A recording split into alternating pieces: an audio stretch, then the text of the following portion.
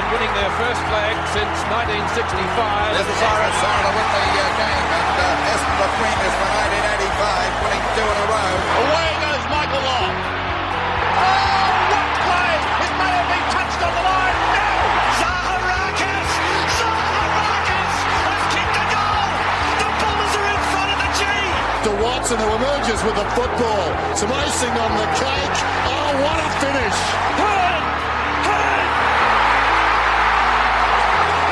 The fairy tale's complete after a horror week. James Hearn, you are a genius. And a warm welcome to the Essendon community, to the Bomber faithful, to the second episode of Working Through It.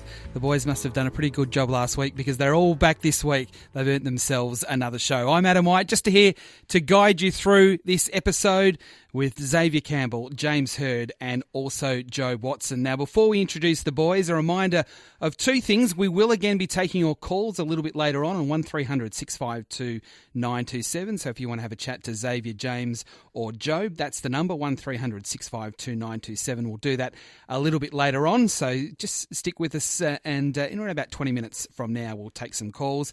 And a reminder that our special guest today, a little bit later on, is none other than Kevin Sheedy. So we're all looking forward to having a chat to Sheeds later on in the program, Working Through It. Let's introduce the team. Xavier Campbell is the CEO of Essendon. And Xavier, as I welcome you in this week, for those that missed the first episode, perhaps a chance to remind everyone exactly why you've come up with this idea, a chance to obviously connect with so many of the Essendon community.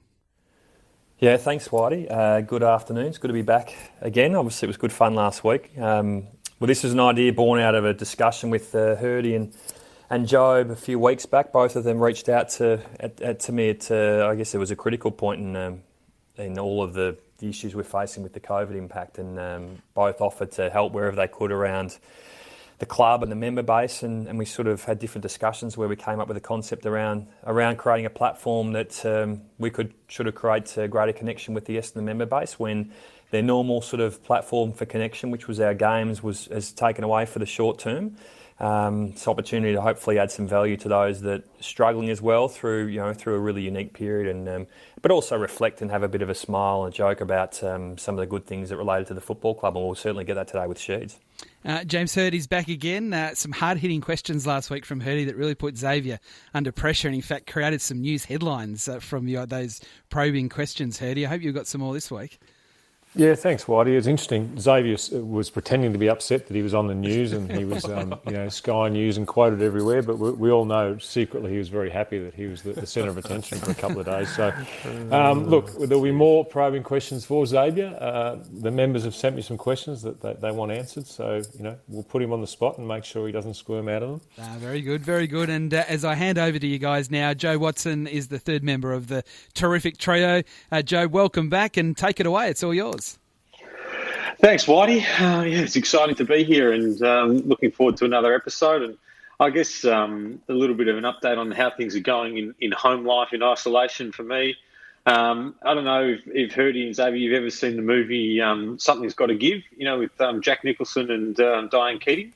And he finds the pebble on the ground, and then a couple of scenes later she's put the pebble on the top, and he just sort of he says to himself, top of the pile. And that's the situation that's going on at our household at the moment. Virginia's put in 18 months of groundwork, and within 4 weeks I've taken over and I am top of the pile and loving every minute of it. So Juniper and I have bonded very closely together, and Virginia is now on the outer and not happy about it. So I don't know how things are going. I know you're doing a bit of camping in the background. Is that right, Xavier?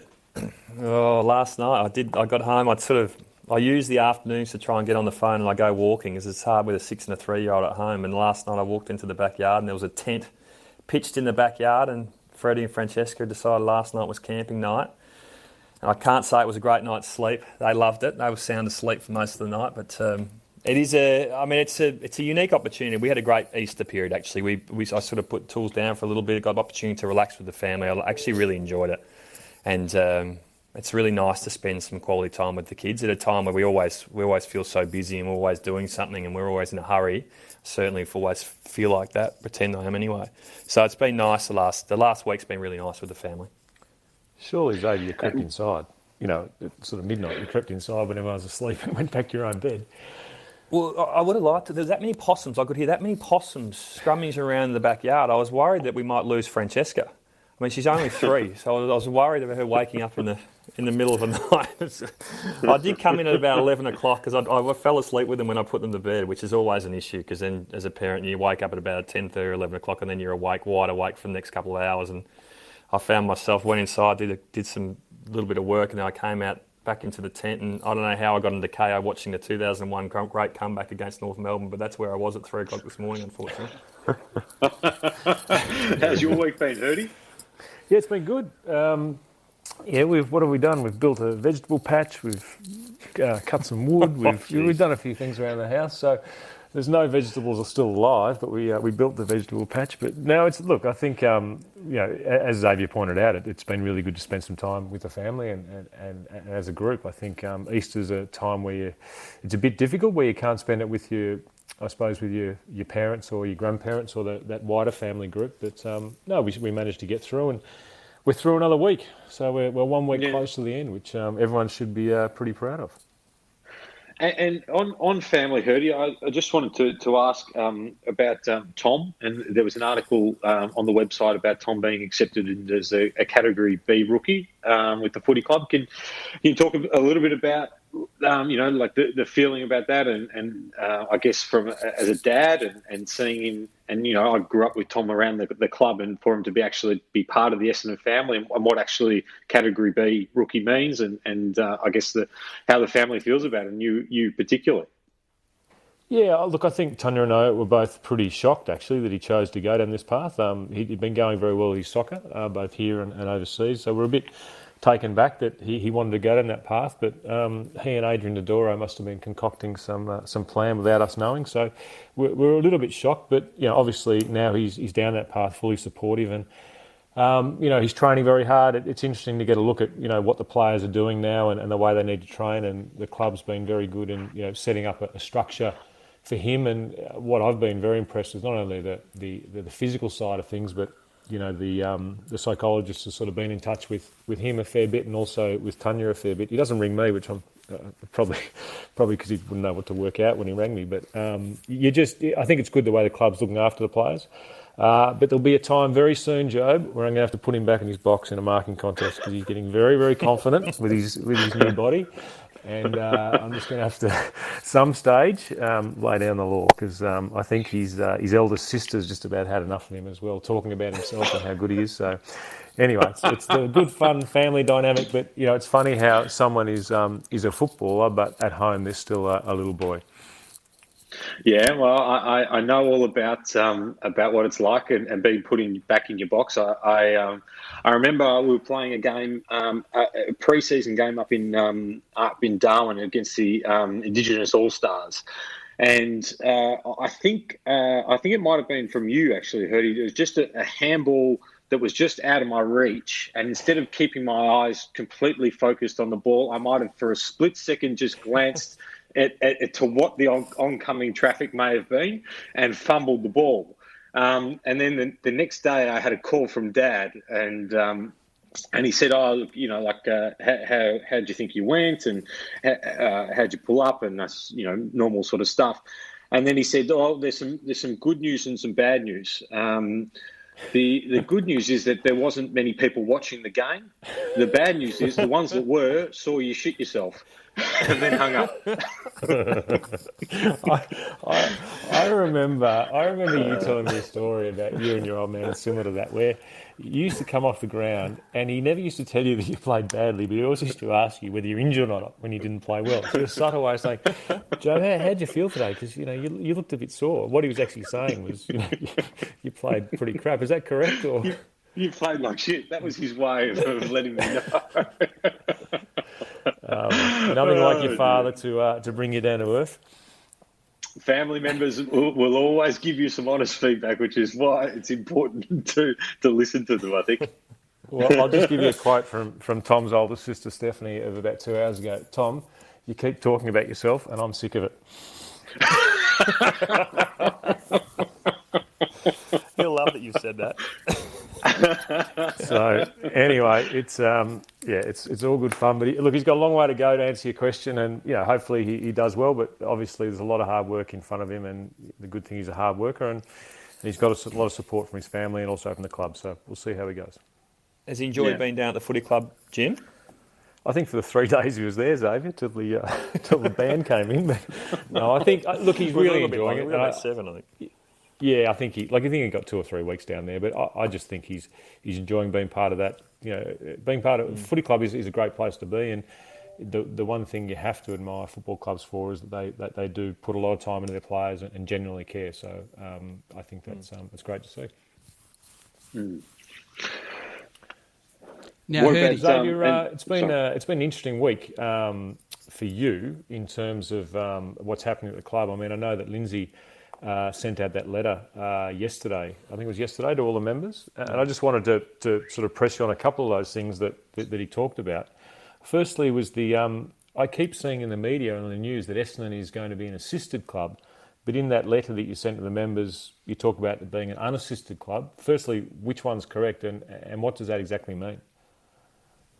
Yeah, it's as part of obviously what is a difficult landscape. The AFL's confirmed a lot of funding. That $600 million line of credit through NAB and ANZ that basically sets up a backstop for the clubs with respect to a debt facility basically.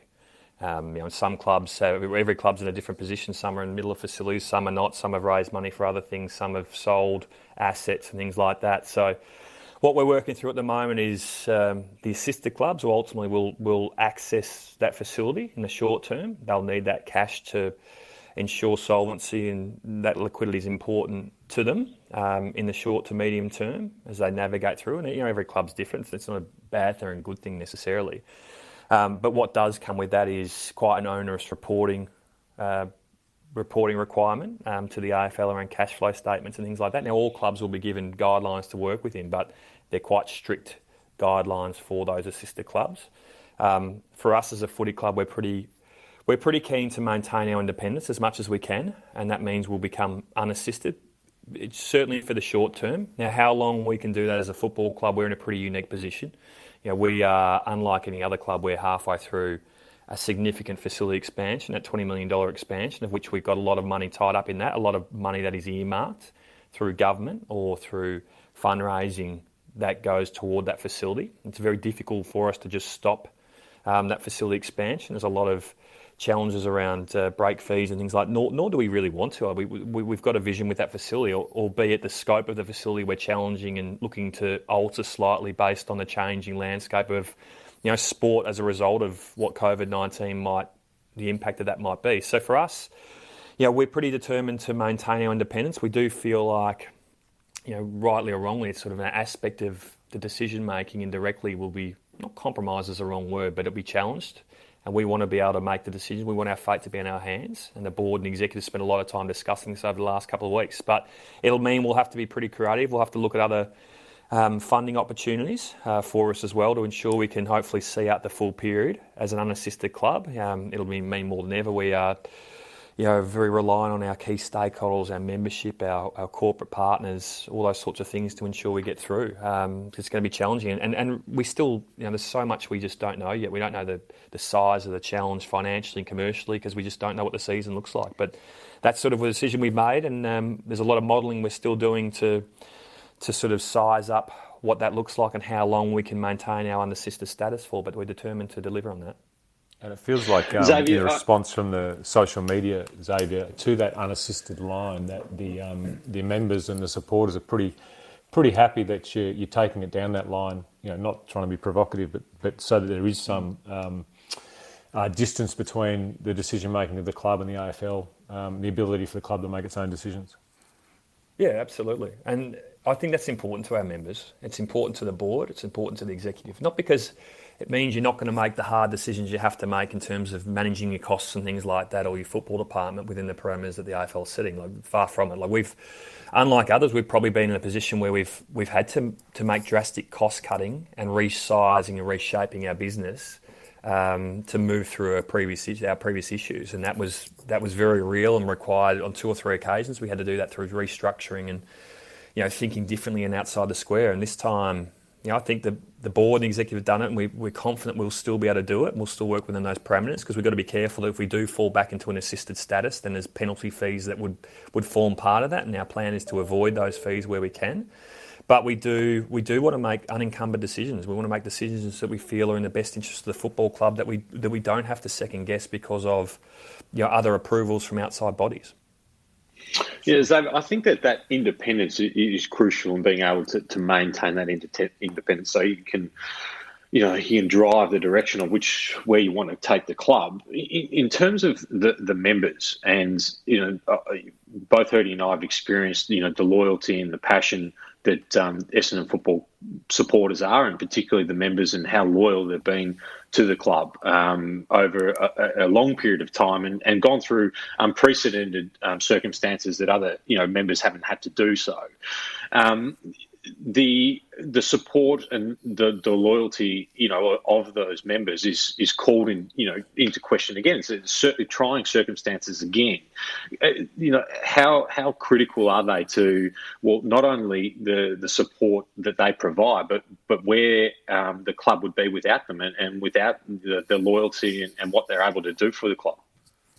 Yeah, I mean, I want to sound emotional about it. Like, it's just, without your membership, they're your lifeblood. They are the complete backbone of our football club. We have a different ownership model to a lot of other sports overseas, and we are literally owned by our members. They're our major shareholder, and without our members, we struggle to make decisions. Like the unassisted status, without great support from our membership, it wouldn't be possible for us even to be considering that in the first instance. Like, we've had such great support. I mean, even through the challenges of the past, like, so many members stayed so loyal despite the fact that the goalpost shifted so much for them during that period, and then they've shifted again now. Like, I feel frustrated for them, because I know that it's not the season as they thought it would be, and I know footy is such an outlet for so many people that it's disappointing that it's not going to be like that. And that's why the challenge for us is, like, how do we try and create it like that as much as we can? And even like, that's why we came up with this concept around the podcast, something small, but it's an opportunity to connect at a time where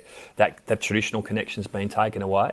But we're determined to work with our membership base over the next period, when we try and work out what the season actually looks like, and what are the opportunities for us to add more value. What are the opportunities for us to be creative about how we approach the membership challenges, because members deserve that. And they will absolutely get that. But we're really conscious also that a lot of members are facing challenging periods in their personal lives, and for that we'll encourage those members to talk to the footy club without doubt. Like, that's very important to us as well. They're part of the Essendon family. And the membership is just, it's always been important, but at this point in time, it's never been more important. Yeah, and I mean, we would love to have those members call in when we can, and tell us about what they think about the footy club and how they're going, and we want it to be as interactive as possible. So get on the line and give us a call.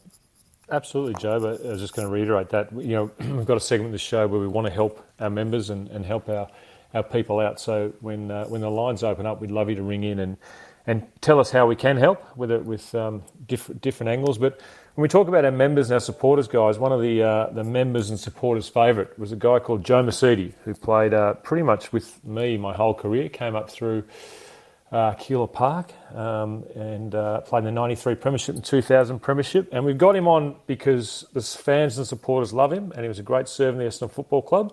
But we've got him on a specific reason that I don't think he knows why he's on. But Joey, you on the line? Yes, mate, I'm here, buddy. How are you, mate? I'm good. How's this shutdown of the world affecting you? And I know you've got a transport business. How are you coping through all that?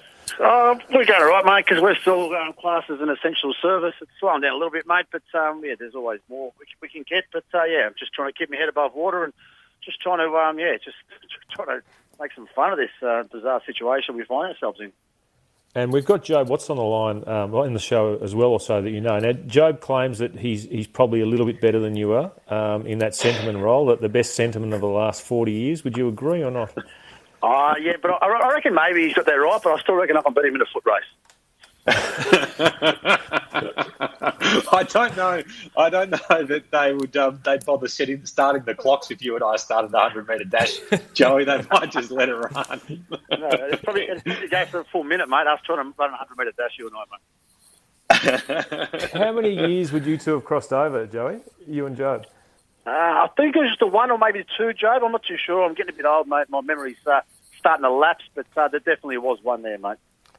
I mean, you were both amazing with the ball in your hand. Sorry, Joe. And both amazing with the ball in your hand.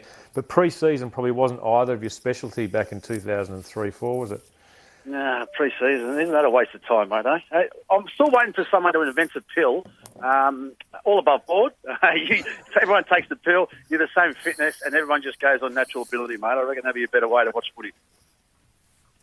When the balls came out, it was a different story, though, Joey, wasn't it? It didn't matter what had happened in pre-season, and the balls came out, and the game started. That's what counted. True, mate. We've seen a lot of athletes over my time, mate, that can run a 17 beat, but when the footies come out, they can't get near it. So I'd rather be a ball winner, mate, than an athlete.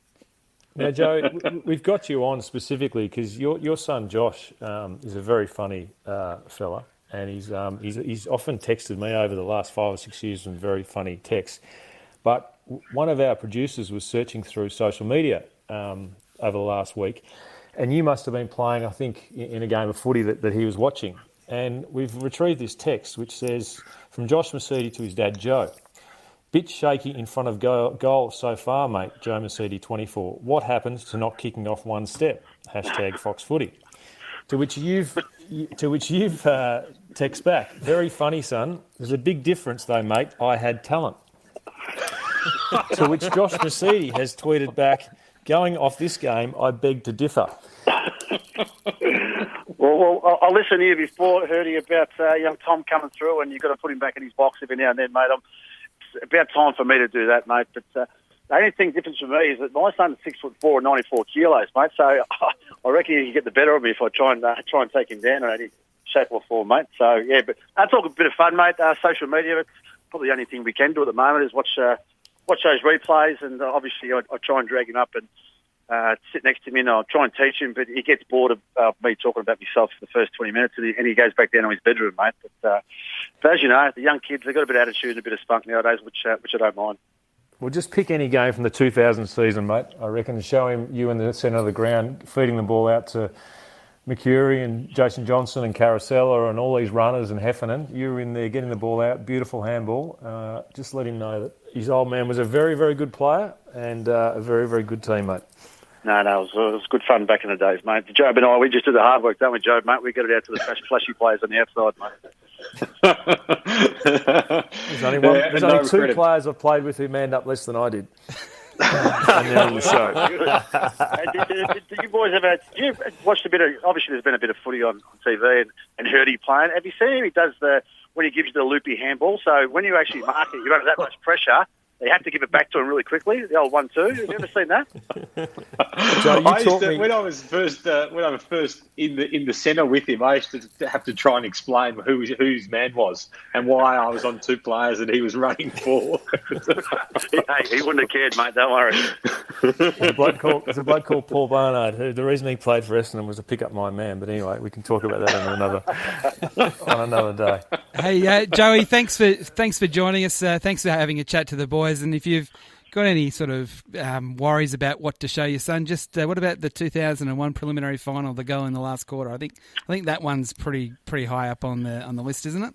Yeah, I think he's sick of that, mate. I put it. I send it to him, I reckon, once a week, mate, when all these flashbacks came on, and I think he's blocked me as to receive messages or whatever on Instagram. So yeah, but that was a while ago, mate. But that was good fun days.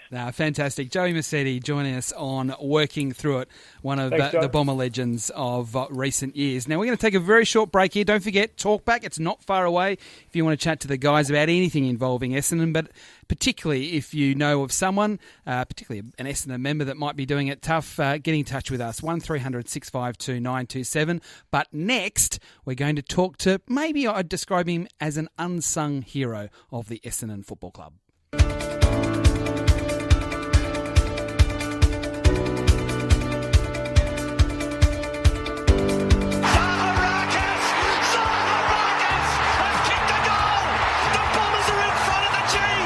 This is Working Through It with Xavier Campbell, James Hird and Jobe Watson. And for all those Essendon fans out there, don't forget that there is plenty of new content offerings on the Essendon website, essendonfc.com.au. Don's Digital is keeping you engaged, enlightened and entertained during the break. So as I said, all you got to do is head to the website, essendonfc.com.au. Hirdy, I might go to you again here because the next guest, it's not Kevin Sheedy, that's a little bit later on, but someone that is very, very popular with anyone that has worn an Essendon jumper in an AFL or VFL game for that matter. Yeah, Charlie Italia's on the phone, and just a quick intro on Charlie. A wonderful man who's been a trainer at Essendon. I'm not sure exactly when Charlie started, but when I arrived in 1990, Charlie had already been there for a number of years. Charlie not only used to run water, strap ankles, rub legs, give massages, but was a personal confidant to just about every player. And I know every player speaks very highly of Charlie, organised the trainers' night. But there's one conversation that Charlie and I had back in '94, I think, Charlie, which pretty much changed my attitude to my career and my football club. We'll get to that later. But Charlie, how are you? Great to hear from you. Very good. Yep. Thank you, guys. Nice to hear your voices. Jobe, what's your best memory of Charlie? Well, funnily enough, I mean, it's the culmination of the time and the hours that people like Charlie put in to the club, and the selflessness that they have, and the love that they have for the players and for the people and the football club. But I remember one specific time, it was actually just after we got banned, and Charlie reached out to me, and I went over to his place for dinner with David Myers and Trav Collier, and just sat in his backyard there, and he cooked a beautiful meal for us, and just chatted about life and how things were going, and like provided some wisdom, but also showed that care that you see a lot of people who volunteer for the football club and are willing to put up time for the football club. And it was just a special, I suppose, time and moment for me of what the football club means to so many people. And Charlie just epitomises that. And I remember, him making the effort to reach out to me, and it's something that, just a time that I really cherish and a fond memory. Charlie, how are you handling this COVID-19, and how's your business and family life, and how's it all affecting you? I'm sure you've got some family's okay. Stories. It's hard not seeing the grandchildren. I've got two at the moment, one on the way in 3 weeks. Look, it gets boring at times. I'm running out of things to do. I have a to-do list every night to the next day.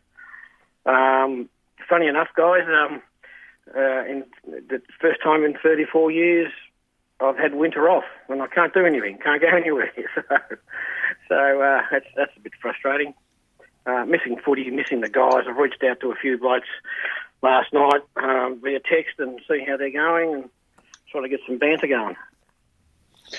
Charlie, just in terms of, someone who's devoted so much time for the footy club and has such a love for it, like how's it feeling for you not being able to go to the club each week and talk to the players, and that camaraderie of what the, like the locker room has?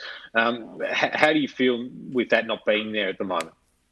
It's like you've lost sort of a part of your, like a third of your family type of thing, because it is your family. It's there's a lot of love and respect in that environment, and a lot of fun, and it's a great outlet in life. If you've got any worries, you go to the footy club, and no matter what's going on, even if you're getting beaten on the weekend, you come into the joint, and you sort of start having some banter and a few laughs, and everything's great. So I'm really sort of. Really missing it. When the season finishes, I sort of go beauty at that one season's gone. another 6 months to go before it starts again. And then by Christmas time, you start really sort of missing the guys, especially the guys. Yeah. Jobe, I just wanted to remind you that when you were 5 years old and running around Windy Hill after Dad played, we used to have after matches. I used to give you a bit of a clip over the ear because you were a bit naughty there with Woody Reid and Stephen Danaher, and then when you came to the club as a player, I sort of reminded you, and you said, "Yeah, you remembered." And I thought, "Well, let's bury the hatchet, mate."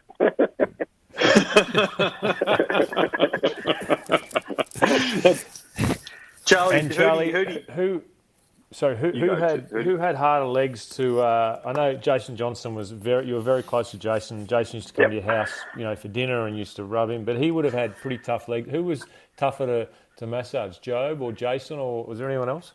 No, I reckon Dean Wallace had the worst legs in the world. He had so much scar tissue in those hammies that they were real tough. It was like massaging planks of wood.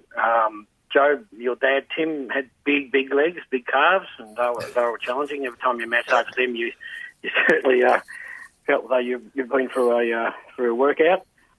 Massage-wise, guys, I don't know if you two realise that you two, I've massaged you two for most of your games, and you're both coincidentally wanting that spot second after the coaches' meeting. Did you know that? Second after the meeting, Charlie. Yeah. and Charlie, enough just time on after massaging, Sheeds' meetings to go into the change and get changed and come out. That was the reason for second half of the meeting. But I remember getting off the bench after every massage, 30 minutes before a game, and you'd say, "You're going to play well. You're not going to play well." And you were pretty much right 90% of the time based on the massage. How you thought I'd play, I played pretty much in direct correlation to that, which I thought was pretty amazing. I never ever told you wouldn't play well. I just said if your legs feel real good or your legs feel okay. And that was the difference. A couple of times you said they don't feel too good, and you were right. Charlie, what about we're talking about massaging. There is a famous story which I'd like you to share about one day when you had to massage someone's ego and just bring them down a little peg. Do you mind telling the audience about this? Look, when a guy called James Hurd arrived at Windy Hill, for some reason him and I clicked pretty quickly, and he was 18 and I don't know, I was in my 40s, and we got on pretty well, and we confided in a lot of stuff in with Jimmy, and we did. A lot of stuff went on behind the scenes and no one knew about, and so forth. And anyway, things are progressing all right, and we won a premiership in '93. That was terrific, and then Jimmy's head started getting a little bit big, and all of a sudden, you'd walk into the change rooms and he wouldn't even say good day, or he's more intent on doing media interviews and all sorts of bloody things. And anyway, he all of a sudden I'm thinking, well, hang on, he's changing here. Something's not right here. This is not the James I knew as a kid and so forth. So we got on a plane to go to play Adelaide, and those days you sat in the alphabetical order, so to be Hurd, Italia, and Long. And I'd be chatting away to Longy because Longy's a pretty funny bloke. And then on the way back, Hurd said to me, "Charlie, how you going?" And I ignored him. And he goes, "Charlie," I said, "how you going?" I said, "What, you're going to talk to me now, are you?" And he said, "What do you mean?" Anyway, for 55 minutes of that trip back from Adelaide, I let him have it. And I just told him he was going nowhere.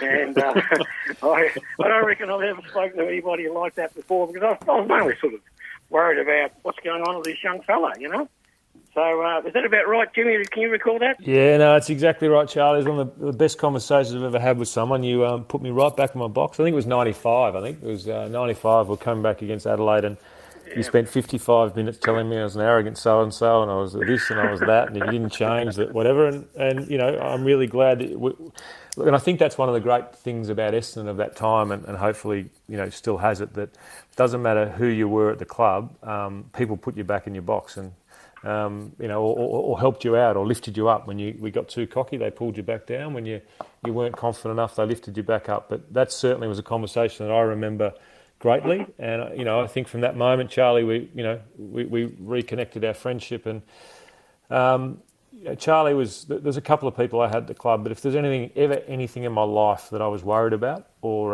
that I was concerned about, I'd go and talk to Charlie at training or after training, or even up at the bank up in Keilor Road there.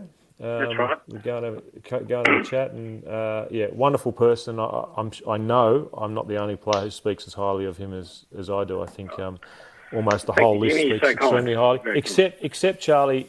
We were a bit worried in 2005, I think, when we raised money for our footy trip, and we weren't sure 20 grand went missing, but we weren't sure whether you as a bank manager still have that. But my kids are enjoying the pool at the back. Charlie, thanks very much for joining the guys and having a chat. Really appreciate it, and hopefully footy's not too far away from coming back, and you can head back to the club. That's great, and Xavier, if it helps with the budget, I'm happy to send back my tracksuit for the year if that helps. Thanks, guys. Thanks, Charlie. Thanks, Charlie. Charlie Italia joining us on Working Through It. Okay, it's your time now. 1300 652 927 if you want to get involved. And also you can do it through Twitter as well. #4x5pod if you want to interact with the guys. Your chance to speak to Xavier Campbell, Jobe Watson and James Hird. So jump on the phone.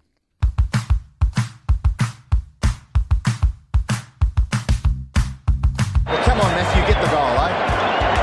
History. He's got it. Okay, 1300 652 927 is the number if you want to have a chat to the guys.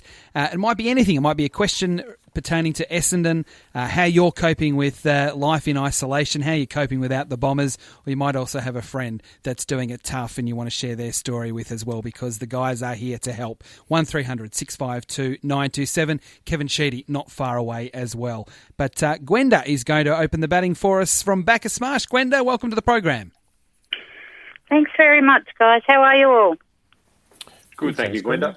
Well, good. That's good. Listen, just a question. When you guys are obviously, been long-time supporters of the Bombers, grew up supporting the Bombers, if you're in our position, like members, and our passionate, the way we are with the Bombers, how do you guys cope? With not we're not being able to watch the Bombers, Gwenda? Yeah, it's like going and supporting them, because that's sort of, I know a lot of people, like we've got a Bomber group, and a lot of us are struggling because we can't go and do our, catch-ups before game time and stuff, and just supporting the boys, because they're our lifeline. Like, let's go to the footy and let's let it all out. We've had a rough week, and football is part of that, let out all our frustrations, so to speak. Yeah, I think it is very difficult, Gwenda. I think that, whether it's the football club or different community groups, find it very hard to come together and even just talk. And, I know a lot of people are getting together on social media, having video calls, having Zoom calls, but it's not the same. I tend to, if I want to take my frustration out, put a game of Jobe's on and watch him try and kick the ball out of the centre of the ground when I've asked him to handball as a coach.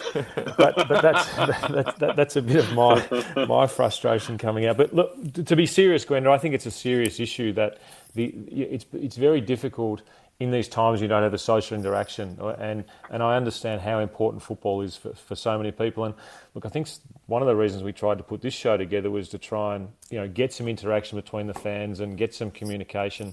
But there's no obvious answer, guys. I don't know what sort of response you have, but it is a difficult and a realistic situation, and just being able to talk about it, Gwenda, I think helps. Yeah, it's like my son is Essendon supporter, and my daughter, she lives here, but she's a Western Bulldog supporter. Don't tell me how that happened. But she's struggling too, because, she plays football as well. So she's lost playing football. She can't go and see the football. So we've virtually, go for night walks and whatever, but we're swapping couches every day just to take away their dull routine. Yeah, there's a bit of that. Gwenda, I had a message from a supporter, an email last week, and a group of them, I think it was 5 or 6 of them, they got to set up a Zoom meeting together, and they all watched the 93 grand final. They pressed play at exactly the same point, And they rode all the bumps together, and they carried on through the goals together, and they reflected on the team back there, and they said it was one of the great experiences they'd had. So it's a difficult period, but if there's ways that you can align with other people and other supporters and relive some of those great moments, it's probably a good starting point. Well, that's actually a good idea. Thanks for that. Terrific, Gwenda. Thanks very much for your call. We appreciate it. Giving us a call on 1300 652 927. We'll try and whip through a few more calls, and Jamie has done just that from Ballarat. Jamie, good afternoon. Good afternoon, gentlemen. Good afternoon. Hi, Jamie. Congratulations on the podcast. It's been an interesting time, especially here in Ballarat. Families back for Essendon all their life, and it's good to have some interaction. Good. Good. How are you? What are you doing in Ballarat, Jamie? What was your job, and how are you handling potentially not being able to go to work or stuck at home? So I've been in hospitality all my life. Right. My brother and I have just purchased a pub, so we're in the middle of in settlement of that, so that could be quite interesting. So very interesting times for the hospitality industry, that's for sure. It's definitely one of the hardest hit industries, isn't it? And all the hospitality workers out there, the way a lot of the casuals, a lot of the owners of pubs, when you're still going to pay, or you're renting a pub, when you're still going to pay rent. When were you expecting to open that pub, Jamie? In 4 weeks. Right. Well, it's going to be delayed, isn't it? Which is very difficult for you and your brother. Absolutely. Yeah. Terrific, Jamie. Thanks very much for your call. Thank you. So I've got a couple of text messages or tweets that have come in for you guys before we get to Kevin Sheedy. This one, Jobe, to you. How much footy do you watch now? Now you're not playing anymore. How much footy do you actually watch? And particularly from an Essendon perspective. Yeah, I try and watch all the Essendon games when I can. I really do still really love watching the guys play, and it's not only the connection and the love that I have for the club, but it's the relationships that I have with those players as well. And I want them to be successful, and it's hard to see losses or guys get hurt and things like that. So I still really love watching Essendon play, and I grew up being a Bombers supporter my entire life. So the club is very close to our heart, and I still watch all the games when I can. Okay. A question coming through from James from Moonee Ponds. It's for you, Xavier. With the new facility that's sort of halfway through being built at the moment, how is this potentially going to affect things in regards to its building? Yeah, sort of back to what I was sort of saying at the start of the show. It's we are unique in that position where I think we're the only club that has a facility on foot. They're actually part way through the construction. I think our ambition is to finish that, albeit we want to challenge what the scope of that facility looks like within the realms of our existing agreement with the builder, because it's obviously the landscape is going to change for sporting clubs. How much of the space do we need to allocate to certain areas? We've obviously got our Hall of Fame, which we're really determined to deliver. Our dormitory accommodation in that space is really important for our partnership with the Paralympics Australia movement and what they're doing, as well as our next generation academy zones and things like that. But there's still just don't know what the future of NGAs looks like. We want to understand what the state league competition is going to look like, because that will lead a lot of the decisions that we make around our facility. Obviously, we had our view of what that looked like, 3 or 4 weeks ago, and that's got to shift. So we're just going to need some flexibility. So it might be that we stagger certain areas of the completion out to allow us to be able to, sort of pivot where we need to create more appropriate and relevant outcome. And a question here, this is for you, Hurdy, from Sarah from Burwood. She wants to know, who is your favourite player to coach? Favourite player to coach? Oh, it's difficult. It's a difficult. Jobe, to be honest, was very high up that list. Except, remember Jobe, the first time he got the hands on the ball, every time in the centre square, the start of the game. What did you want to do, and what did I want you to do? We used to argue about this all the time, didn't we? Because you wanted me to kick it, and I wanted to just make the best decision possible, which is at my discretion, and which I used to tell you all the time. To the opposition. You had a very soft spot for Hep, Like he came in and he was rising star the first year, and incredible, and did everything right, and then you also liked the rat bags as well. You had a soft spot for, I remember, like Tommy Bell and Hooksy. You had a real soft spot for those two too. Yeah, no, that's fair. That's fair. I did like coaching Courtney Dempsey. I just thought, and he was a bit of a rat bag as well, but he could just do something special when he got the ball, and you never knew what you were going to get. And when he made a mistake, he'd come up to you and he'd say, "I'm sorry." He'd look guilty, and he'd almost, the way he'd say sorry, get him out of doing something wrong. But no, I really enjoyed coaching a lot of those boys, and still. Obviously, feel very close to a lot of them, but it's very hard not to get close to your players when you're in it with them. And but we had a lot of very good people to coach. I always like watching Hurls play as well. I thought he always gave out on the field more so than on the training track. He always gave his all. Well, I think it's an appropriate question from Sarah, because our next guest coached both of you. It is Kevin Sheedy, and he'll join us next on Working Through It.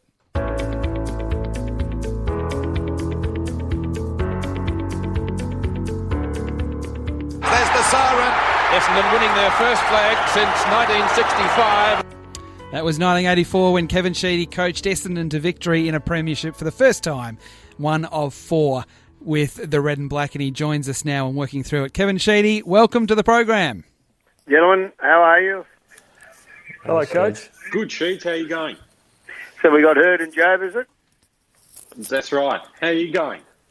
How come we call one a surname and the other one a Christian name? It's unbelievable. I'm good. You've also got the CEO who pays your wages too, Sheed, so you might have to be a bit nicer to him. Bloke. He's too young. He looks about 26. I can't believe he's the CEO. Well, it's been a while. I reckon I've aged a fair bit in these 6.5 years. You'd have him under your little finger like you had every other CEO too, wouldn't you, Sheed? You'd be controlling him, doing everything you want? No, I stay out of his way. He's a catastrophe, that bloke. He's got the looks, but I'm worried about the inside that head. I'm not quite. Can we be serious for a minute, Coach? I know you're going to go down some strange paths. So I'm having a bit of fun. Can I just be serious with you? Now, you are in that dangerous area, right? The over 70s, the people that we have to take care of and make sure they're staying at home. Are you doing the right thing and not leaving home? Look, actually, they shut the botanical gardens down, and I thought, well, I'll build my own botanic gardens. So, no, I'm in the garden most of the time, boys. But you and Geraldine are well, and the family's well? We're well, but I'm in the garden by myself. I'd rather be by myself. 41 years of marriage, the only problem is the flowers are starting to talk back to me. What questions are you asking them, Sheet? Was Herd any good? I said, look, of course he was. He just did his own thing and turned up at the right time. That's fair. So, that's fair. Herdy and I did some research, and we were talking about some of the questions we might ask, and we thought we'd try and ask questions that we hadn't heard answers to before from your sheet. So I'm going to go with the first one. So, Joe, looking back up to the plate, are you?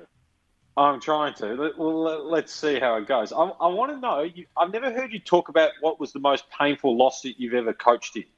Because there was grand finals, and I've heard the story about after the 99 prelim and making the guys watch the game the following week at the grand final. But is that the most painful loss as the coach of the footy club that you've had? Well, I had a lot. I think after... look, I tend to think 99 was annoying because the ball spins like an off-spinner. We're in the grand final. It does a leg break and you're out of the grand final. That's Mercuri's kick. That's 99, preliminary final. But, gee, the second semi-final, 84, was a great game between Essendon and Hawthorn. And, it was just, I think, about 2 points down, and he just gets a goal on the siren. And because we wouldn't have had to, basically, it was a great game. We had to go back to a preliminary final and wobble through to a premiership. But, you like to win the great games, and I think that at that one stage, I thought that was the greatest game I've nearly been involved in. That was the second semi, 1984, and we lost it. Yeah. And Sheeds, you coached against some amazing coaches, and the generations you spanned. The other thing I've heard you talk about one coach that you dislike, but the coaches that come to mind, Jeans, Matthews, Parkin, Pagan, Malthouse, who were out of that group, who was your greatest rival? Like, who did you see as your greatest rival and probably the best coach that you coached against? Well, Lee beat me in 2 grand finals, so he's nailed me to the fence, to be honest. That was obviously 1990, and we had to wait an extra week, so it was a 3-week wait, and that was a very difficult situation because no one had ever been placed in that predicament. So at the results, he's the difficult one to beat. Obviously, he ended up with a pretty good side up in Brisbane in 2000 onwards, sort of thing. So, but I thought Robert Walls was a very, very good coach. Very good coach. He always coached difficult teams. When he finally got to a reasonably good club like Carlton, he won a premiership, and as soon as he won the premiership, Carlton sacked him. So that's amazing. They're amazing mob Carlton. But anyway, so he was a very intelligent, smart coach, Robert Walls. Didn't really want to be beaten by Malthouse because we're teammates at Richmond, so I don't like Nick trying to, win over my club Essendon. So that was always the competitiveness that we threw in. Dennis was pretty fortunate to get in the end that job at North Melbourne, but he won 2 premierships, 4 grand finals, and they didn't even want him to coach the seconds a few years earlier. So North Melbourne, Essendon got Dennis Pagan up out of. He was nearly going to coach, I think, Sandringham or one of those teams in the under-18. Anyway, so he was a very good coach, Dennis. He got what he had with his players. He got the best out of them, and so he got the 4 grand finals. Jeans, we overcome Alan. He was a damn good coach, obviously, and only his illness probably stopped him winning more premierships because in the end, he had an assistant coach come in and win 2 premierships while he wasn't well, Alan Joyce. So that's quite amazing because Alan Joyce won 2 premierships, I think, in less than 100 games. So, look, there were that many great, wonderful coaches. I never disliked any of them. I just wanted to be ferociously competitive and let my team and everybody know about that we're in a competitive mongrel market here. Don't dance around being nice, and I made sure that Essendon was going to be a lovely, nice footy club at that time. And Sheeds, the 150th year of Essendon, I think is coming up, and there's been a lot of video recording done of a lot of your ex-players. And oh well, thanks. There's an excerpt we'd like to play, and we'll play it and then get your comments about a remote control that appeared at a video session during after training one night. It was a Thursday night. Thursday nights are always very long. We trained till 8:30. We'd have dinner till 9:30. Into the meeting room, announce the team. Quick video, which normally should go for 15 minutes, but Sheeds would get carried away, and they'd go for 30, 35, 40. So Kevin Walsh said, I'm going to do something about this. Checked out what remote was being used for the VCR and brought in his own. Checked it, yep, it worked, put it in his pocket, and so when we went at 9:30 for the team meeting, Sheeds starts the short video. But Kenny Betts was our property steward, and Kenny would always load the video up, put it in, ready Sheeds, here we go. And Kenny wasn't the smartest man in the world. He certainly wasn't an IT guru. So Sheeds got about 5 minutes in, fast forward, replay, fast forward, replay, fast forward, replay. And then Spitter just went fast forward, just left on fast forward, and then stopped. And the Sheeds gone, what? Shit. And he looked at Kenny, what's fucking wrong with this machine? And Kenny's gone, tap, bang, bang, bang. It's all good, Sheeds, it's all good. So Spitter let him give him another 2 minutes, and then bang, fast forward. Off she go again. And Kenny, what the? And Kenny by then left the room. He couldn't. There was too much stress. And then, but Sheeds is not an idiot. He did it one more time, fast forward, and he just went, which one of you bastards has got a remote? And the spitter went. And to his credit, he just laughed. You bastard. Get out of here. So it was very good. Very good. So, Sheeds, before you say anything, who's the player telling the story? The player telling the story, Jesus. Yeah, who was just telling that story? It's an unusual person's voice, actually. Wasn't Frank Donnell, was it? No, it was one of the Danahers. Oh, Anthony, was it? Yeah, it was Anthony. Anthony Danaher sent that in for us. Thanks. So, was that normal for you to go forever in a video meeting? I didn't think your meetings used to go that long. Look, I think that some of you players that are very well in transferring your intelligence about football still needed to learn. A lot of players aren't as good as your talent level, James. So other players have to really learn to make you look good. So the videos are often done for other players to help you look good. So suck it up, mate. So the message is, I know that you lost concentration. I used to time you at 3.25 seconds. Your concentration span went straight out the window. But I've still got to actually coach points of interest in a game for other people to listen and watch so they can learn. And I don't mean to hurt your feelings with young players, but the deal in the end is 3.25 seconds is a very ordinary performance of concentration. No, I think that's fair, Sheeds. It's fair criticism. Oh, mate, don't even worry about it. We nearly nail it to every meeting. And James was like saying, Coach, you're late again. And I said, that's because I love keeping you here, darling. Yeah. Yeah. Don't even worry about that. Oh.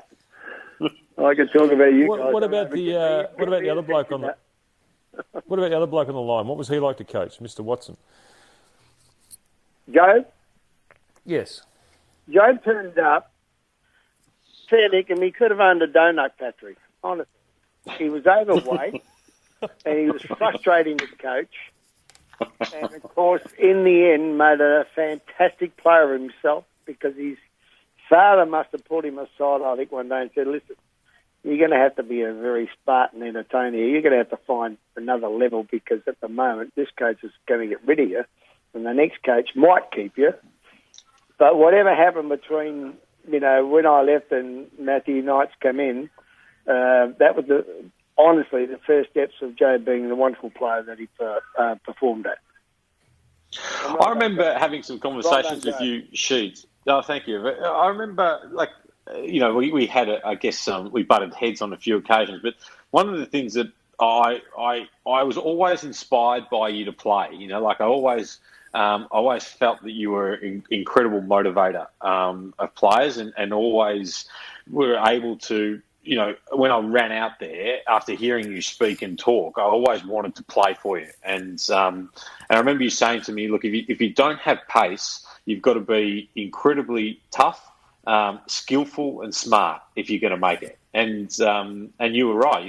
That is what you need to do if you don't have that attribute of speed. And I did take a lot from your coaching, so I did enjoy it. Even though we didn't always speak the same language. But you are a very taller version of Greg Williams, except for his foot disposals was better than yours.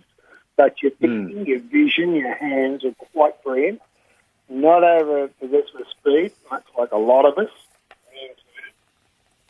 I just need you to get you to chisel that body down and lose a few donuts, mate. And you did it. Well done. It took some time. He certainly did. He certainly did do it and became a very, very good player. No doubt about that. Keep firing. Give us your best shot. They're only been sort of lollies. Come on. Sheeds, I wanted to know which player you had the softest spot for. Do you think, in reflection, who did you let get away with more than what you really should have? By 100 miles, Vander. I actually realised at the end of my career that I never coached him. Did you ever have that situation where he's done something and you thought, I really should pull him up here, but I just can't now. I've gone too far? Oh, no, I had him off the ground one day. He nearly killed about three of my... Well, nearly killed... the ball came in. It was a very tall Essendon forward line up at Windy Hill, and down the... the grandstand then was... Essendon's ground shaped like an egg. Wide pockets in the out. Not that it's a big ground, but very tapered pockets in around the grandstand, which is like an amphitheatre. And, of course, I've got a forward line of Salmon, Merritt, Terry Danaher, Van der Haar, Watson, and, of course, a bloke called Ezard who thought he was a better mark than the bloody lot of them. So it is quite amazing that the Hollywood ego is floating everywhere in that forward line. But Vander, the Flying Dutchman, everybody called him, jumped about 5 deep in the pack, kneed Roger Merritt, one of my favourites, in the head. On the way down, kicked Tim Watson in the face and landed on Terry Danaher, the captain. I thought, just get him off the ground now. That is it. He will never... And I am just another very good wobbly in the box. The guy who was telling me to simmer down front. And anyway, we got to a couple of goals ahead by quarter time. It was only in the first 15 minutes because this was about 1983. And I was just livid, Anyway, so half-time, we're about 4 up. Mate, we are 7 up at three-quarter time. And the phone rang, and I thought, who's this? And I thought it must have been a fire in the grandstand or an ambulance or police. The phone never rang in my box ever. So Donahue tells me to pick it up. So I pick it up and, hello, who's this? And the person on the other end of the phone says to me, is that you, boss? I said, who's this? Vander. I said, what do you want? I said, I just want to let you know I'm still alive in this. 5 minutes into the last quarter, so you get the bloke, take the big out. Never expected that phone call from the fence ever. First time ever. And Sheeds, what do you think of today's team? Like, what do you when you go every week, you watch them every week, and you're part of the club now. But give us the off the record. What do you think of today's team? And if you were coaching, what would you what would you? So we're going to toughen up. Okay. What would you do? What would you do to get us from what we finished 6th up to 1st? Well, I think you need a Wallace, you need a Harvey, you need a Merritt. Okay. Whatever end of the ground you want to do, and I know that's not that played in the way these days as much, but you still need men of skill just to make sure that and look, Archer at North Melbourne's a classic example. They're the sorts of players you need to keep working at, trying to bring into your club. And we've got enough talent there with on the list. We just need to get correctly 3 hard-nosed people, 2 either in the ground and 1 on the ball. And the other rest of the talent too. Now, how you get them and where you find them, that's up to the recruiting department. So that's obviously Adrian's job to do. And go and get them. I remember being at the 93 prelim. I was up in the stands watching, and it's this very famous halftime address that you gave to the players. I think 42 or 44 points down to Adelaide at halftime. Can you just enlighten us about what the words of wisdom were at this halftime address? And I know Hurdy's keen to give his thoughts on what he heard, but can you tell the audience what the delivery was? Well, I thought Mark Thompson was fantastic the way he got the group of players coming off the ground. My point of view, I just wanted to let our players know that Adelaide felt they won the grand final already. They're in the grand final already. Okay.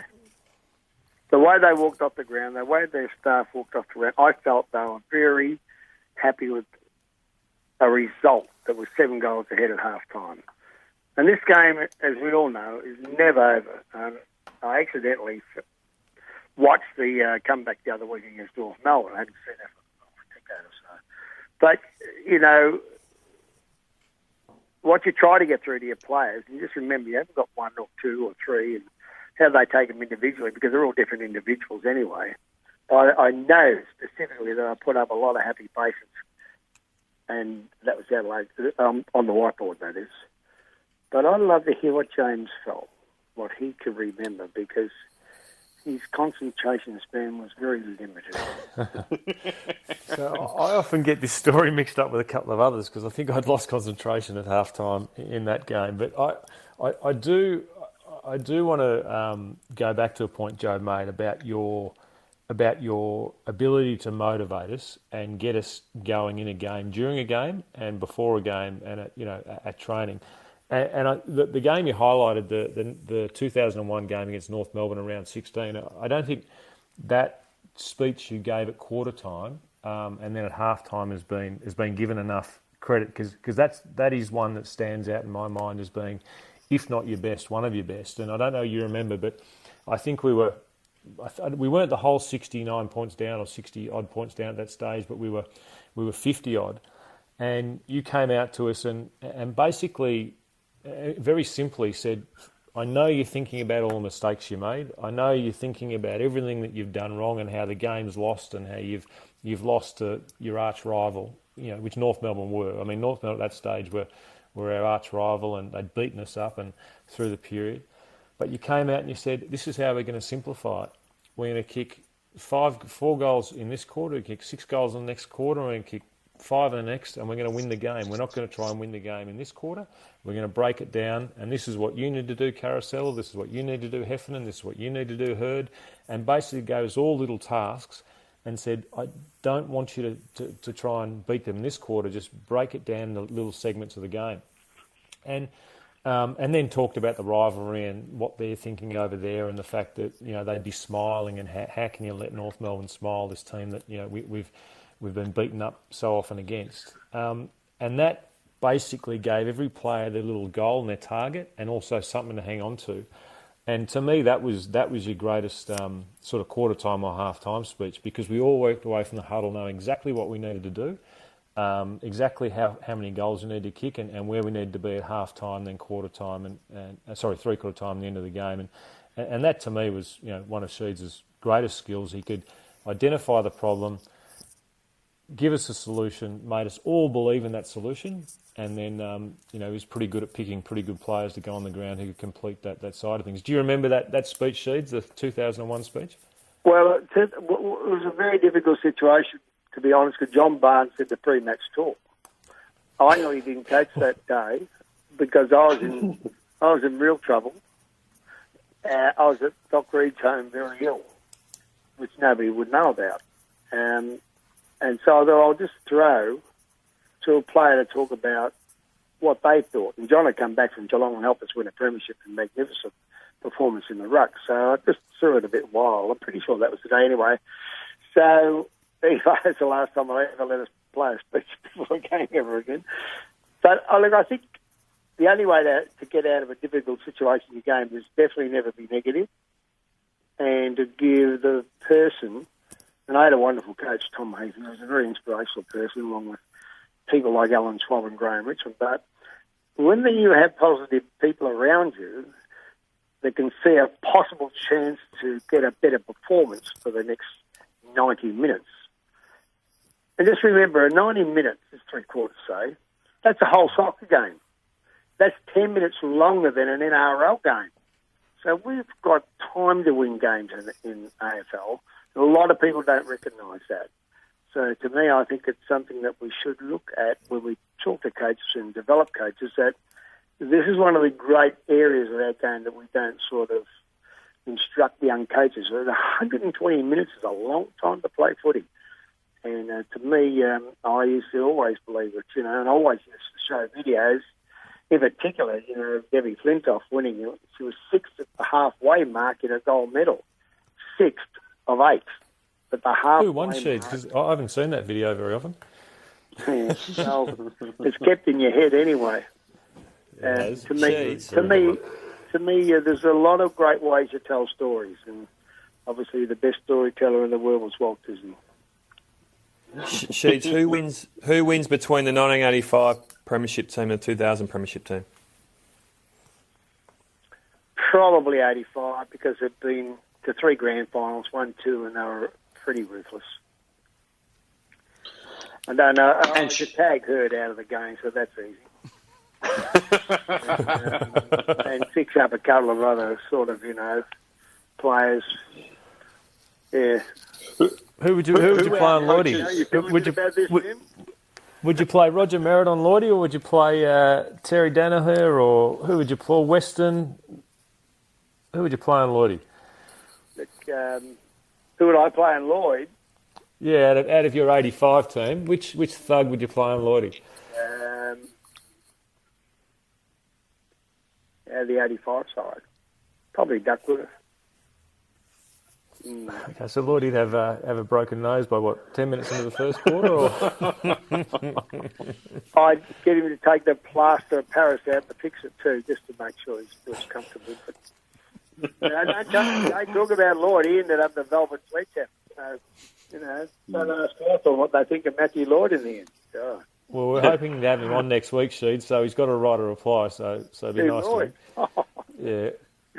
Sheed, I want to just go back to If you want to talk about my most embarrassing, looking back in my history, I cannot believe Matthew Lloyd never won a best and fairest. I just think, that's incredible. Neither can he. Well, at least Scotty Lucas has got two, and he's got that over Lloydie when they're starting to sit down, having a barbecue, chatting about their careers. Lloydie's got his 926 goals, and Scotty says, well, I've got my two best and fairest, so suck it up. Well, that's our first question next week, Lloydie, to Lloydie. Jobe, can you believe you didn't win a best and fairest? There you go, boys. You enjoy it? There's a podcast in that question alone, Hurdy. Look, I got to get off the line. I'm telling you too much. Yeah. It's all about the people listening, and I love it when the Bombers tune in and have a listen to our chat show. This is actually a fantastic idea.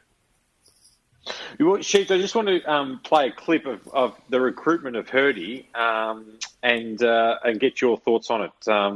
It's part of the podcast series that the club's put up on with Adrian Dodoro. So just have a listen to this.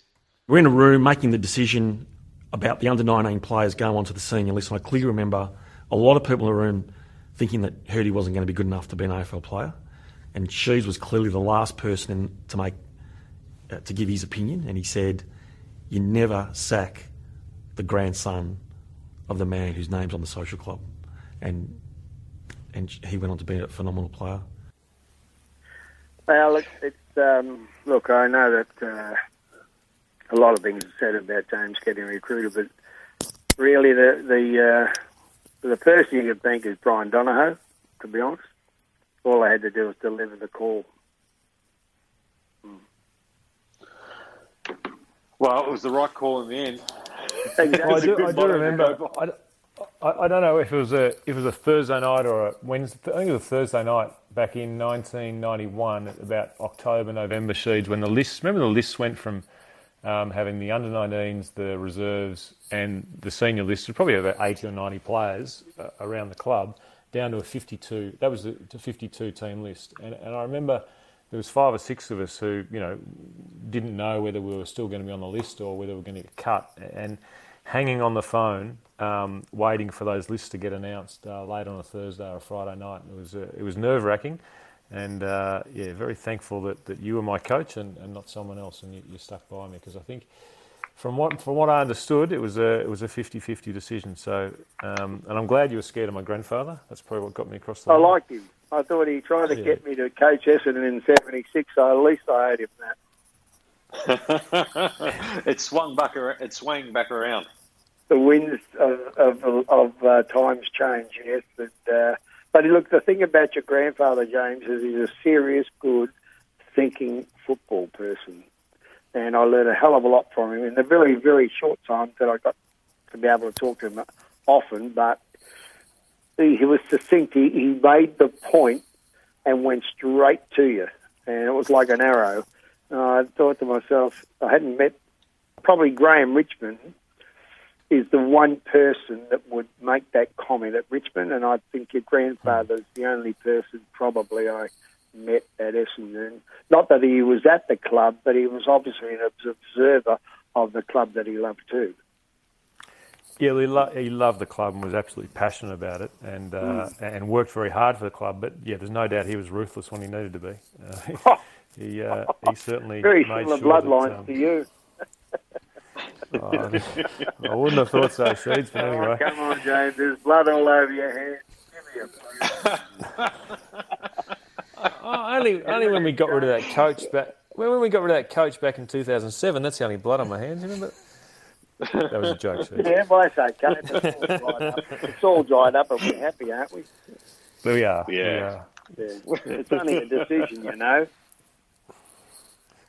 That's right. Then I went we've got some audio of all the Giants. Sheeds, we've got some audio of just the last one before we probably have to move on because this podcast is going to be the longest in history. But there's some audio of Adrian talking about Jobe that would be nice to get your thoughts on. Anyway, I remember saying to Sheeds, we've got a bit of a conundrum here. This kid Watson's not bad, but I don't know if he can run. He was like a baby giraffe. He had arms and legs going everywhere, and he seemed really uncoordinated. Yet he had this knack of finding the footy. So Vic Metro played South Australia at the MCG, and I took Sheeds along with me. And after 1 quarter of watching him play, Sheeds turned around and he said, "Right, well, you've got your father's son. We're taking him," and he left. That was it. So, and that was in about June of that year. We made the decision, and I think a few weeks later we announced to the world that we were taking him as a father-son. Is that how it happened, Sheeds? Yeah, basically. I'm always of a person that like to keep the history of the clubs rolling, you know, and so that's why I went and got the other two Danhers. You know what I mean? Like, if you got Terry and Neil, go and get the other two. If you got a father, son, and Jobe, in the end, he was a very, very good footballer. I mean, I'd seen him play at Australia. He didn't play all that often. I think it was Sandy Dragons, was it, Jobe? Yeah, yep. Couple of games there. But I don't know whether I was always convinced whether you're going to be a champion, Jobe. I'll be honest. I can't believe how good you actually become. You know, I'm sitting here thinking, you've actually done pretty well. I think early on like that a bit of you joy think I was going to be much of a I've been player. coming off your dad all my life. Kevin Sheedy. We could talk for hours. Yeah, Kevin Sheedy, thanks very much for reckon- joining us. It's been terrific to have you on and just sitting back and listening to you talk to the guys. I know a lot of Essendon fans out there would have thoroughly enjoyed the last half hour or so. Thanks for spending some time with us.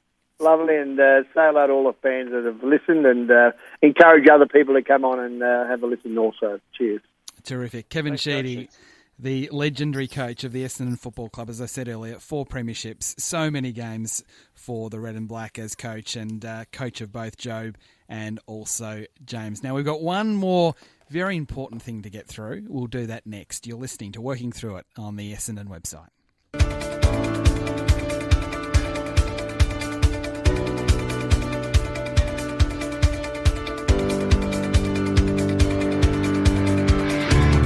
Betts somehow emerges. Little toe poke to his own advantage. Kick in behind the defence. Taken by Garland. Can he outrun Fletcher?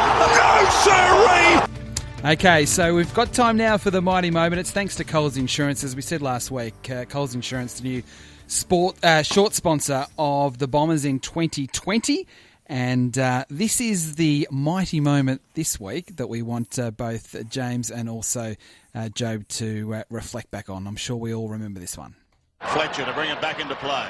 Goes straight down the middle. Lovely kick, almost to the centre of the ground. Williams waits at the back, but it's to his opposite number, Denham. In the middle. Now Michael Long. Look at this boy go. Away goes Michael Long. 50 metres out. Still going. 30 metres out. Oh, what play! It may have been touched on the line. No! We might never know whether it was touched on the line, but Herdy, you were out there watching and playing. What was that moment like, and just what was it like playing with Michael Long when he was doing things like that on the field? Yeah, well, I was doing more watching than playing at that stage in the game. But look, a couple of short backstories. That year was a difficult year for Longy. I think he'd been suspended or reported a couple of times in the first half of the year.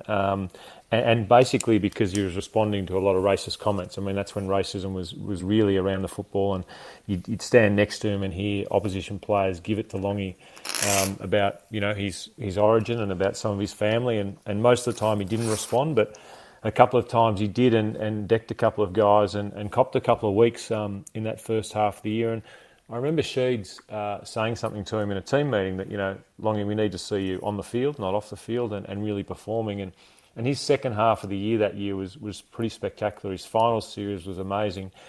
And coming into that game, we'd been beaten by Carlton in the second semi, I think, and we're probably they were favourites, but you know, Calthorpe, Misiti, Denham, O'Donnell really got on top in the middle of the ground. But then when Longy got the ball through the ground, he just cut Carlton up, and that goal was really what broke Carlton's back. And even in the first quarter, you could see their heads go down and think that it wasn't their day. But what a game, what a player. And you know, talk about the favourite player as a coach. Well, favourite players to play with, Michael Long was definitely right up there as a person, and just an absolutely spectacular player who I don't think any one of his teammates had a bad word to say about, because he was just such a great team man, but could do things that no one else could. And then, Jobe, to you, the legacy of Michael Long to the next generation of which you were part of. What does Michael Long mean to you as a former Essendon captain?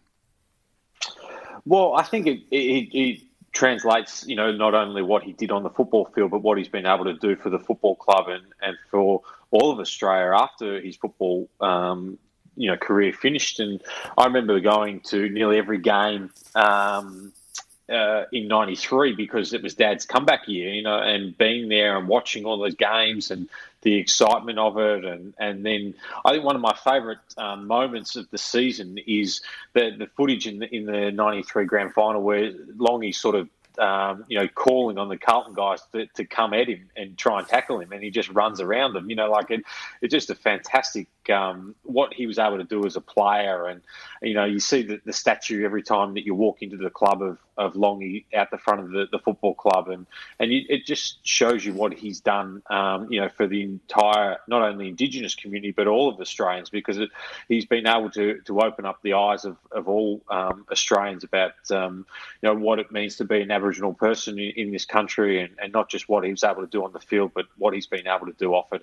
And the football club is incredibly lucky to have someone like him who just happened to play for them because of what he's done for all of Australia after his career's finished. Yeah, well said, and it's a fantastic Cole's mighty moment. Now, before we get to the final observations, and I know Xavier's really keen to talk about the 150th anniversary of the Essendon Football Club. I talked before about the terrific interactivity on the Essendon website, and one of those is actually being able to call these magic moments, and that is exactly what Nick Davis did.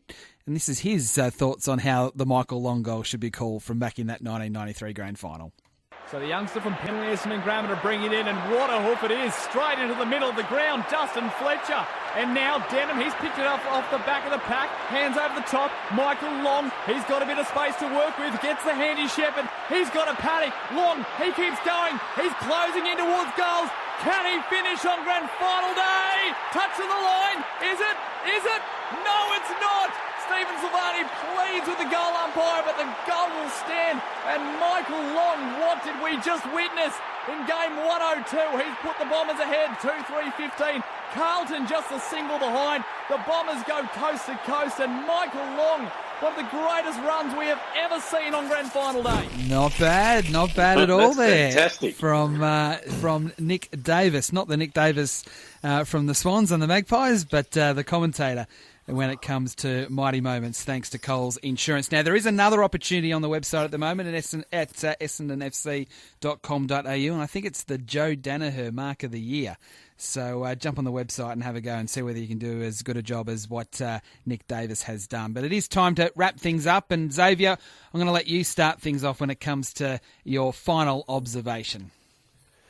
Yeah, thanks, Whitey. I mean, I don't think it should be lost on anyone that the one statue we've got at our football club is of Michael Long, and it's not an on-field moment. It's someone that sort of transcended the boundaries of the footy club. But just as Joe mentioned, his work in the community for his people is something that our football club is very proud of. And when you walk in the entrance out here at the NEC hangar. That's the first thing you see, and it'll take pride of place on the expanded footprint as well.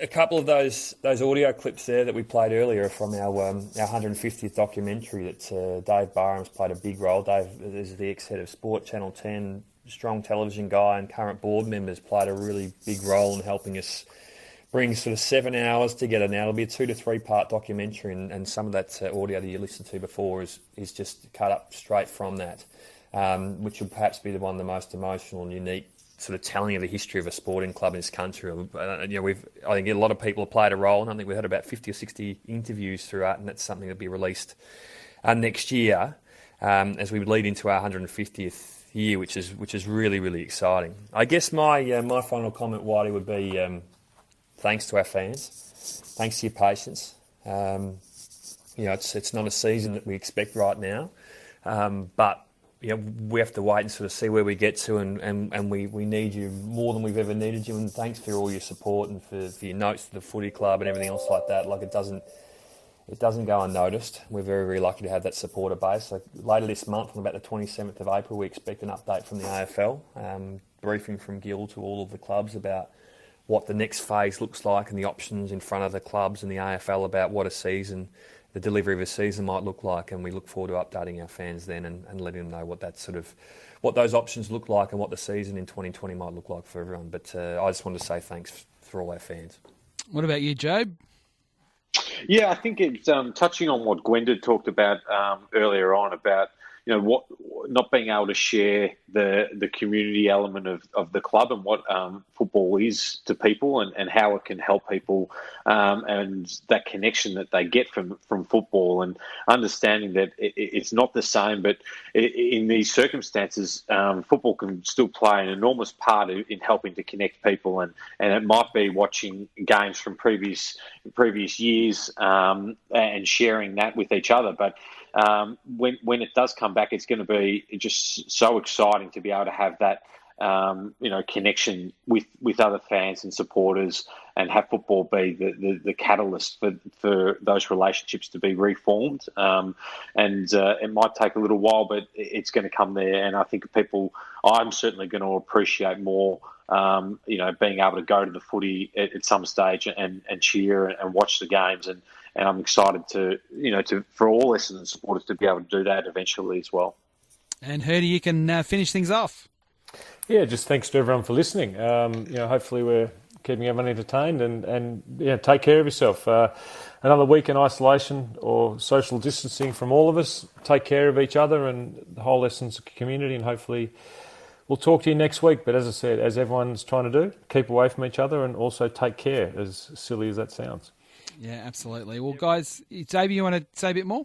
Yeah, I was going to say, Whitey, and this is something that Jobe and Jim and myself have been speaking about the last few weeks. What we'd love between now and next week, we would love for the fans to think about someone who's doing it hard. So someone who, doing isolation by themselves, they might be in the high-risk category, they've been a member for years and years, they struggle, they find it difficult to go and get their groceries and bits and pieces. I mean, with our partnership with Coles, we would love to play a role in helping them out there. And Tim Watson, Simon Madden are keen to be the delivery men to help us out within all the parameters of the current social distancing. So they might have to wave from the front fence or something like that when they drop it off. But we would love to hear from, and love for our fans to think about someone that they know that might fit that category, because Coles are really right behind this. The past players are right behind it. Obviously, Jobe and Herdy, it's their brainchild. So it'd be love to hear from the fans around who they think might be a real good recipient of that. Absolutely. We'll certainly investigate that further next week. Guys, thanks very much for that. We'll do it all again next week. Thank you. Xavier Campbell, Jobe Watson, and also James Hurd. And I mentioned before, there are so many things on the Essendon website, essendonfc.com.au. We talked before about the commentary. That's your call from home. I reckon that's a beauty. It's thanks to Amart. And each week fans can enter, and we'll play the best commentary on Working Through It next week. So that website again, essendonfc.com.au. You know what it is because you're actually on it at the moment listening to us. We hope you enjoy the week, whatever it is you're doing in isolation. We'll catch you next week. Working Through It. Thanks to the Essendon Footy Club.